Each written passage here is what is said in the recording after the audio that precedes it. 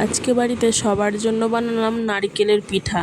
তার জন্যই প্রথমে আমি নারকেলগুলোকে সুন্দরভাবে কুড়িয়ে নিয়েছি, নিয়ে একটা কড়াই বসিয়ে তাতে পরিমাণ মতো চিনি দিয়েছি আর একটু জল দিয়েছি, দিয়ে একটা সুন্দর ক্যারামেল বানিয়ে নিয়েছি। নিয়ে নারকেল কুচানোগুলো ওতে দিয়ে দিয়েছি, তারপরে দিয়ে একটু নাড়িয়ে দুটো তেজপাতা দিয়েছি, দিয়ে সুন্দরভাবে লাল লাল হওয়া পর্যন্ত আমি নেড়ে নিয়েছি।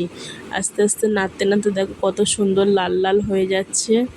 লাল লাল হয়ে গেলে আমি ওটা এদিকে ঠান্ডা হতে দিয়ে এদিকে আমি তারপর ময়দাটাকে জল দিয়ে মেখে সুন্দর একটা ডো বানিয়ে নিয়েছি।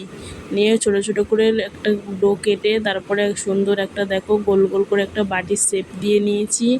নিয়ে ওর মধ্যেই নারকেলের পুরটাকে দিয়ে দিয়েছি, তারপর সুন্দর করে মুখটাকে মুড়িয়ে নিয়েছি।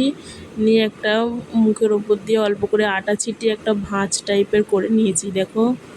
তারপর ভাঁজ করা হয়ে গেলে একে একে সবগুলো করে নিয়েছি।